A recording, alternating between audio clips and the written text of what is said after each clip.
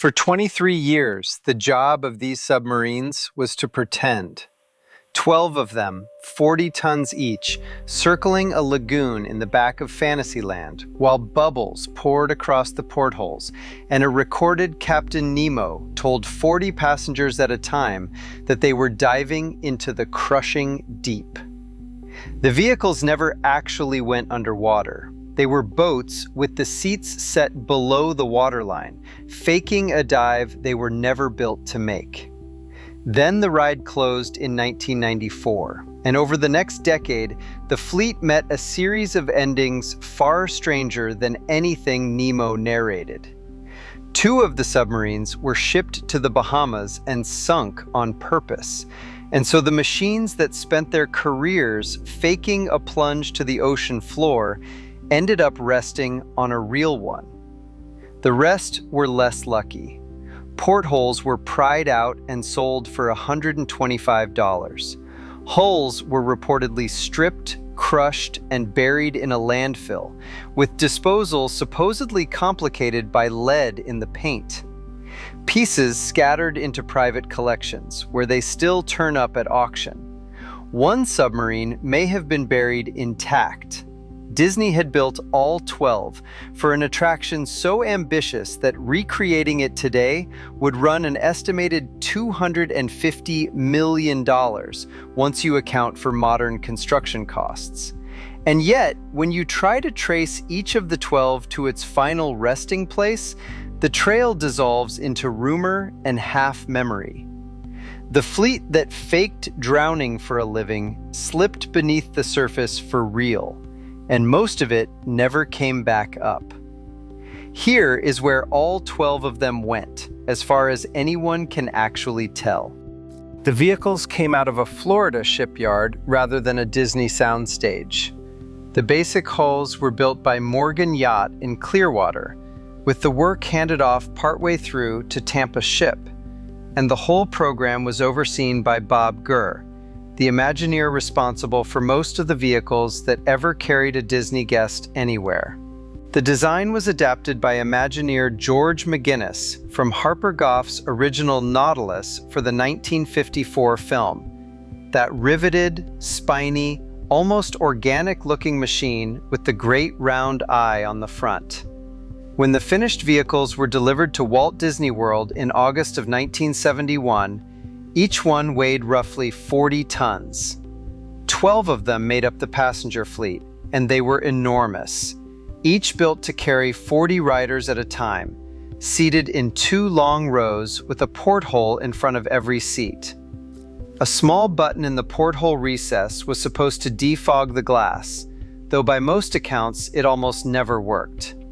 Above the passenger cabin sat what the crews called the sail, a raised position where a helmsman stood and ran the vehicle as it followed a concrete guide track set into the floor of the lagoon. It was an opening day flagship, one of only a handful of the park's original top-tier e-ticket attractions, and it opened 2 weeks after the rest of the Magic Kingdom, held back by problems getting the lagoon to hold water.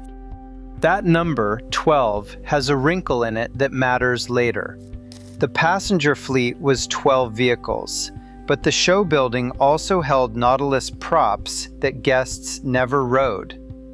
In the climactic scene, the passenger sub drifted past a smaller sister Nautilus, being crushed in a giant squid's tentacles, its tail marked with the number 13. And there was one of those doomed victim subs on each side of the track, which pushes the true count of Nautilus hulls built for this one ride up to 14. Fold in the 8 gray submarines still running the sister attraction out in California, and by one oft-repeated reckoning, the combined fleet made Walt Disney's company the operator of something like the 5th largest submarine fleet on Earth in 1971, ahead of most actual navies. So even the simple question of how many Nautiluses Disney built refuses to resolve to a clean 12. And the fate of those non-passenger props is documented even more poorly than the fate of the 12 that carried people. For all the name implied, the vehicles floated on the surface the entire time. Guests only felt submerged because the seating was deliberately dropped below the waterline, so each porthole looked out into the lagoon rather than up at the sky. The dives were pure theater. Bubble machines and a pair of waterfalls at the mouth of the show building threw a curtain of churning water across the glass. The recorded Captain Nemo announced that the ship was descending, and the illusion did the rest. The roughly 20-minute voyage carried guests past mermaids, a graveyard of sunken ships, the polar ice cap, the ruins of Atlantis, and a climactic giant squid attack lifted straight from the film. The crews wore replicas of the movie's costumes and played the part of Nemo's silent sailors, and the words 20,000 leagues were spelled out in maritime signal flags at the entrance. It was among the most expensive and ambitious things Disney had ever attempted, and it took up close to a quarter of Fantasyland, roughly 11.5 million gallons of water, sitting where a whole neighborhood of rides would eventually go. That scale is worth holding on to, because it is exactly what made the fleet so expensive to run, and later, so hard to get rid of quietly. The submarines moved fewer people than almost anything else of comparable size, somewhere around 1,200 to 1,500 guests an hour at their best. Low for the most attended theme park on the planet. Space Mountain and the big water rides were built to move something closer to 2,000 people an hour, and Pirates of the Caribbean could clear nearly 3,000. Running the submarines took a crew of around 20. Every 3 years, the whole ride had to be shut down and overhauled, the lagoon drained and scrubbed, the animatronics repaired, and the scenery repainted to hide what the chlorinated water and Florida sun had done to it, while the diesel vehicles were dry docked for weeks at a time. At almost any given moment, 2 of the hulls were sitting out of service being worked on. By the middle of the 1990s, in the long financial hangover after the disastrous opening of the Paris resort, Michael Eisner's company had turned hard toward cutting costs, and an attraction with a huge crew, a thirsty engine room, a leaking basin, and a low hourly count made an obvious target. The closure, when it came, was abrupt and quietly brutal. On the 5th of September, 1994, 23 years almost to the week after it opened, the ride shut down for what Disney described as a routine maintenance period. There was no farewell, no final voyage, no signal that anything permanent was happening. The submarines simply stopped, parked in place around the lagoon and inside the show building, and guests were left to assume they would be running again soon. According to an account that has circulated for years, credited to Disney writer Jim Hill, park operations had wanted the ride dead for some time and got their opening in early 1995 when a senior executive on a familiarization visit raised guest complaints about the closure. Operations, the story goes, insisted the submarines were unsafe, and when the executive asked to see for himself, they took him out at dawn on the single worst vehicle in the fleet, one with barely working speakers and an engine that coughed smoke, after reportedly pouring buckets of water into the cabin to fake a leak. Whether that scene played out exactly as told is impossible to confirm, and it is best treated as lore rather than fact. What is documented is the ending. The reopening had been penciled in for the summer of 1996, and instead, in the spring of that year, Disney confirmed the closure was permanent. For nearly another decade, the drained lagoon lingered as a scenic dead zone, dressed up first as a character meeting spot, and then as Ariel's grotto, with a statue of King Triton spouting water where the Nautilus fleet used to sail.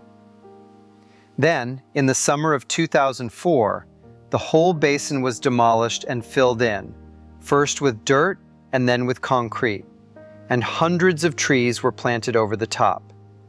The demolition crews reportedly made themselves commemorative shirts for the occasion, and Disney issued a pin, which is a very Disney way to bury something. The submarines themselves, though, had a longer and murkier road, and it is the vehicles, not the lagoon, that turn this into an actual mystery. The ride left ghosts on the land, too. When Disney finally built over the site with a Little Mermaid attraction, it kept a few deliberate echoes of what had been there. Imagineers had bottled water taken from the original submarine lagoon and held on to it for the better part of 2 decades. And in 2012, they poured it into the waterfalls of the new ride in a small passing of the torch ceremony. A silhouette of the Nautilus hides in the rockwork of that ride's queue. A giant squid weather vane turns on a building across the way, and stretches of the old show building's walls were folded directly into the new one. The attraction that carried the submarines was gone, yet its outline kept getting quietly traced back into the ground it used to occupy, which only sharpens the question at the center of all this. Where did the submarines that made the place famous actually go? After the ride was declared finished, the fleet was pulled out of the water and hauled to a backstage storage area, an informal boneyard on the edge of the property where retired Disney hardware tends to go to wait. For a while, the 12 vehicles sat out there more or less together, and people photographed them, lined up in the open, paint fading, hulls streaked with rust and algae, slowly softening in the Florida weather. For years, you could reach the boneyard by parking near a cast lot behind the Magic Kingdom and walking over, and longtime fans still swapped directions to where it used to sit. Some of the vehicles were reportedly shuffled between more than one backstage location over the years, which is part of why no 2 accounts of the boneyard fully agree on how many were where or when. In those early photos, the fleet still reads as a fleet, 12 recognizable Nautilus shapes parked in a row. In the later ones, it stops looking like that. Piece by piece, the vehicles were picked over. Portholes disappeared from their sockets, fittings came off, and the distinctive spiny hardware that made a Nautilus look like a Nautilus was pried away, until what remained in the field were stripped, gutted shells, less and less distinguishable from any other pile of scrap. Watching the boneyard photos in sequence is like watching the fleet dissolve in slow motion, and it is the last point in the whole story where you can actually see all of the submarines in one place. Some of what came off those hulls was sold openly to the public. The most widely repeated example is the portholes, which were reportedly popped out and sold through a Disney store for $125 apiece, a price that looks almost comical now, given where those same pieces have ended up.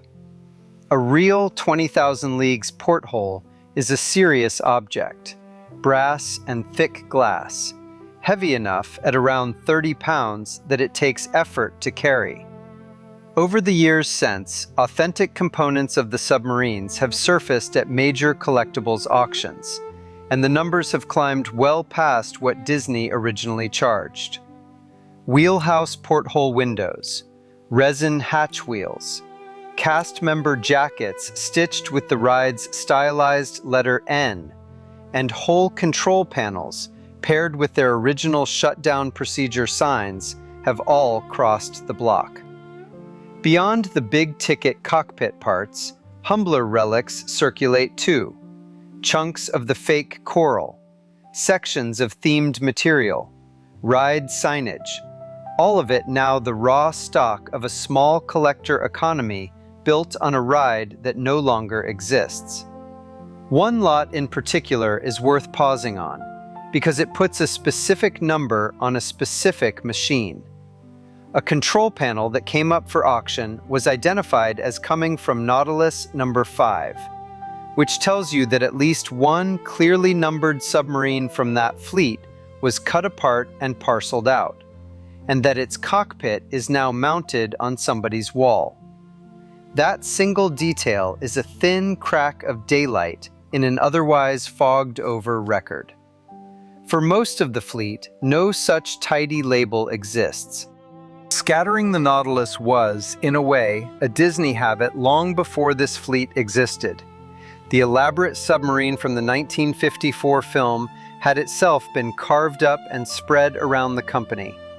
For 11 years, from 1955 to 1966, a walkthrough exhibit at Disneyland let guests tour the movie's Nautilus, billed as its final resting place, until it was cleared out for a new Tomorrowland. The ornate pipe organ that Captain Nemo plays in the film was salvaged and installed in the ballroom of the Haunted Mansion, where it still sits today, quietly doing a second job that most guests walk right past. So when the Florida fleet was later stripped and doled out to collectors, it was falling into a pattern the Nautilus had been caught in for decades. These machines have always had a way of coming apart and turning up in pieces somewhere you would not think to look. So where did the bulk of them actually go? The commonly told version, repeated by Disney historians and longtime park enthusiasts, runs like this. Most of the submarines were sold off to a scrapyard, where the decorative Jules Verne ornamentation was stripped from the fiberglass shells for collectors and resellers. And the remnants were then crushed, ground down, and buried in a landfill on Disney property around 2004. Fan accounts place the burial site somewhere in a far, secured corner of the resort, well away from any road a guest could reach. The broad outline of that account is widely accepted. The precise details get slippery fast. One recurring claim holds that disposal turned complicated because the paint on the hulls contained lead, which would have made the vehicles a regulated material rather than ordinary trash, and would help explain why they were buried on site rather than simply carted off. That lead paint detail shows up again and again in fan histories, but it is hard to confirm from any firm Disney source, so it belongs in the maybe column. By most tellings, the actual dismantling was contracted out, which is part of why the trail goes cold so quickly.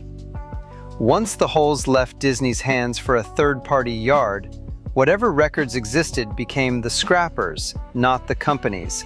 And a scrapyard does not keep decades of paperwork on the fiberglass it ground up for a theme park. From there, the story branches into full-blown lore.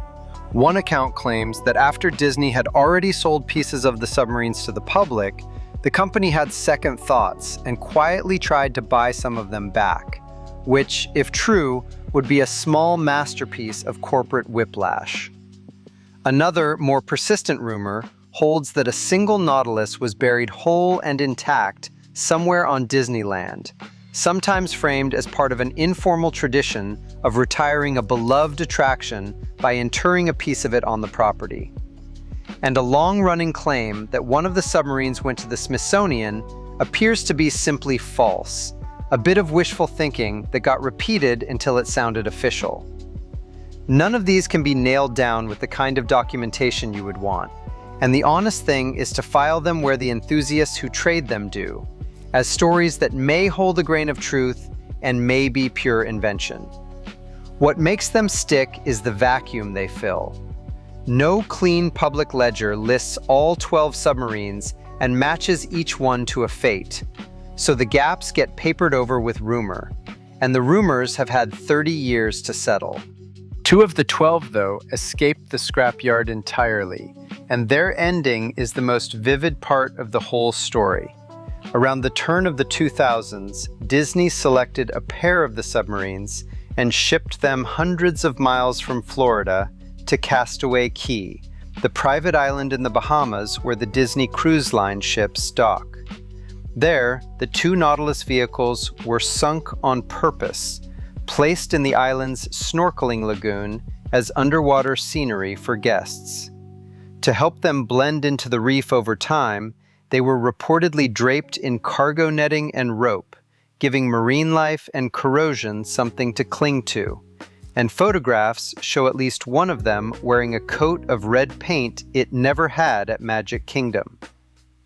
So a machine engineered in a Florida shipyard to fake an ocean dive spent its retirement doing the real thing, parked on an actual seafloor with actual fish drifting through its actual portholes. The illusion the ride sold for 23 years finally came true for 2 of its submarines, decades too late for anyone to buy a ticket to watch it happen. As far as anyone can confirm, that surviving hull is now the only piece of the entire attraction a member of the public can still go and experience in person, which is a peculiar fate for a machine that once sat in the most visited corner of the most visited theme park on Earth. Guests who have snorkeled out to it describe the trip as equal parts thrilling and unsettling. The surviving submarine sits well off the beach, in a far corner of an acres-wide snorkeling area, marked these days by a floating buoy. And reaching it is a real swim, the kind lifeguards would rather leave to strong swimmers. The lagoon is seeded with other sunken curiosities for snorkelers to find. Statues of Mickey and Minnie, an anchor, a fishing boat, even a model of the Flying Dutchman from the Pirates of the Caribbean films. Most of them tucked under colored buoys, with the submarine waiting under a white one out toward the far barrier. When the shape finally resolves out of the haze, the first thing that lands is the scale. This is a 40-ton, 40-passenger ride vehicle lying on the bottom of the sea, far bigger up close than the tidy little Nautilus from the postcards ever suggested. And coming upon it alone in open water has a sunken wreck quality the cheerful old ride never had. The attraction has even found an unlikely second life online among the sub-mechanophobia community, the people unnerved by man-made objects looming underwater, for whom a sunken 40-passenger Nautilus is close to the ultimate specimen. At least one visitor came back with a story about a very large barracuda that had taken up residence around the hull and seemed entirely unbothered by the swimmers paddling over to gawk. The old ride used to promise its passengers sea monsters through the glass. Its retired hull, resting for real on the ocean floor, occasionally supplies one. Nature has not been gentle with either of them. The 2 submarines went into the water as a pair, and they did not stay that way. Storm weather and constant salt water worked at the vehicles year after year, and by around 2008, only one of the 2 was still recognizably there. Accounts differ on exactly what happened to the other. Some say it was destroyed outright by hurricane conditions. Others that it was so badly broken up that Disney removed what remained, and the record does not cleanly pin the loss on any single named storm. So it is safest to say only that the sea took it. The survivor did not come through unscathed either. Snorkelers noted that the recognizable top of the sub had been torn away, the great green eye and the spiked arch that ran from the sail to the bow simply gone, leaving a hull that maps of the lagoon still drew as a whole Nautilus, long after it had stopped being one.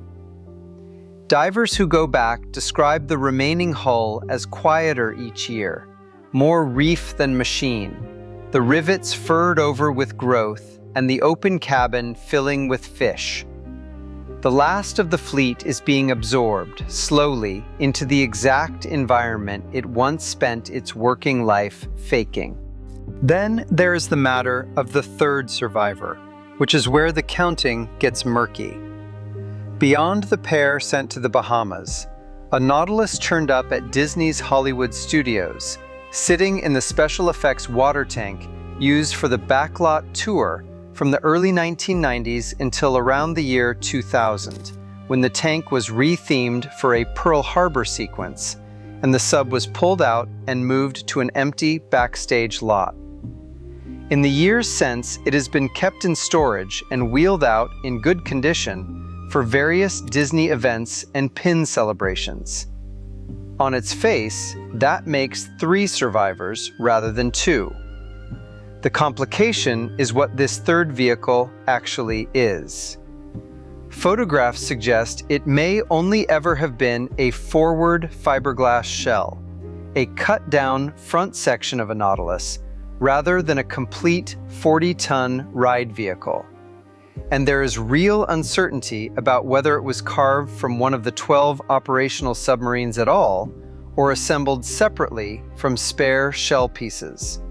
Depending on how you answer that, the third survivor either is or is not part of the original fleet. And that ambiguity is not a footnote. It is the exact point where any attempt to add the fleet back up starts to wobble. It is worth pausing on what happened to the other fleet, the one Florida's ride was based on, because the contrast is sharp.